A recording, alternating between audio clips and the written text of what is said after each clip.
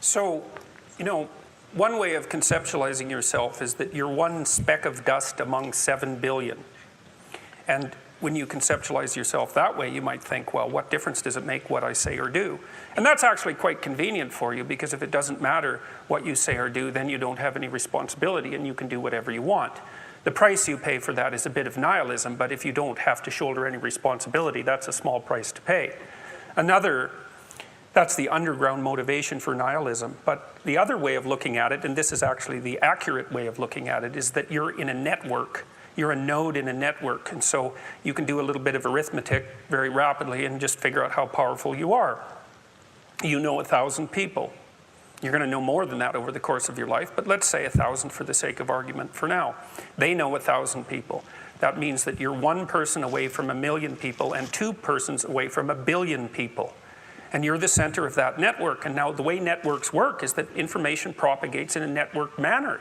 So don't underestimate the power of your speech. Now, Western culture is phallogocentric. Let's say it. Okay, so we'll say, yeah, that's just fine. That's exactly what it is. It's predicated on the idea of the logos, that the logos is the sacred element of Western culture. And what does that mean? It means that your capacity for speech is divine. It's the thing that generates order from chaos and then sometimes turns pathological order into chaos when it has to. Don't underestimate the power of truth. There's nothing more powerful. Now, in order to speak what you might regard as the truth, you have to let go of the outcome. You have to think, all right, I'm going to say what I think, stupid as I am, biased as I am, ignorant as I am. I'm going to state what I think as clearly as I can, and I'm going to live with the consequences no matter what they are. Now, the reason you think that's an element of faith. The idea is that nothing brings a better world into being than the stated truth. Now, you might have to pay a price for that, but that's fine. You're going to pay a price for every bloody thing you do and everything you don't do. You don't get to choose to not pay a price. You get to choose which poison you're going to take. That's it. So if you're going to stand up for something, stand up for your truth. It'll shape you, because people will respond and object and tell you why you're a fool and a biased moron and why you're ignorant. And then if you listen to them, you'll be just that much less like that the next time you say something. And if you do that for 5 years, you'll be so damn tough and articulate and able to communicate and withstand pressure that you won't even recognize yourself. And then you'll be a force to contend with.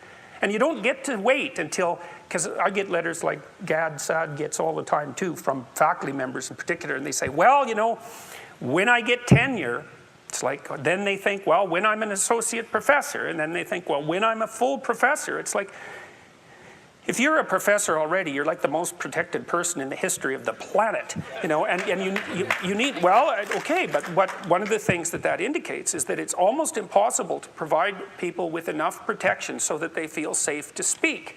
Okay, so we'll address that directly. It is not safe to speak, and it never will be. But the thing you got to keep in mind is that it's even less safe not to speak. Right? It's a balance of risks. It's like you want to pay the price for being who you are and stating your mode of being in the world, or do you want to pay the price for being a bloody serf, one that's enslaved him or herself? Well, that's a major price, man. That thing unfolds over decades, and you'll just be a miserable worm at the end of about 20 years of that, right? No self-respect, no power, no ability to voice your opinions, nothing left but resentment because everyone's against you, because of course you've never stood up for yourself. It's like, say what you think carefully, pay attention to your words. The price it's a price you want to pay if you are willing to believe that truth is the cornerstone of society. And in the most real sense, if you're willing to take that leap, then tell the truth and see what happens. And nothing better could possibly happen to you. There'll be ups and downs, and there'll be pushback, and there'll be controversy and all of that, but it doesn't matter. The truth is what makes the world, the truth is what redeems the world from hell, and that's the truth.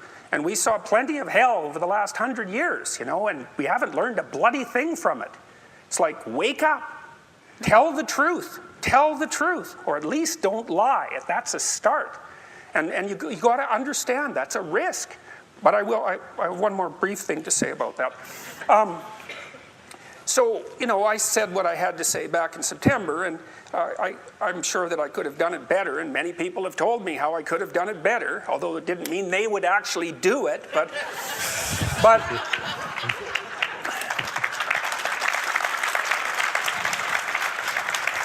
and you know, my job was at risk, serious risk, for about 2 months, and it destabilized my family, who've been very brave about this. So, like, thumbs up to them, man. They've just stood by me. But here's the optimistic news, is the university has left me alone completely. I shook hands with the dean 2 weeks ago. We're on friendly terms. They don't want this to go any farther than it has already. The students were tremendously welcoming when I came back to teach in January. I haven't had a single negative incident at the university. And I've received thousands of letters from people all over the world, all of which have been in support. I've received 2 negative letters. That's it. 2. So the people have an inchoate longing to have the sort of thing that we're talking about articulated. And so don't be thinking you're alone. It's just that people can't talk, they're afraid to talk, or they don't know what to say. And those are real problems. So if you're reasonably articulate, like, start talking and sharpen yourself up. I mean, the enemy is a cloud. They're a cloud of gnats. They're only courageous in groups. They're only courageous in mobs. If you stand your ground and don't apologize and articulate things properly, they'll disperse around you like they're not even there. So most of it's illusion. So don't be afraid, but be afraid of the right thing. And the right thing you should be afraid of is not saying what you say, because that's the same as not being. And here you are, suffering away. You might as well be at the same time. At least then there's something to you. So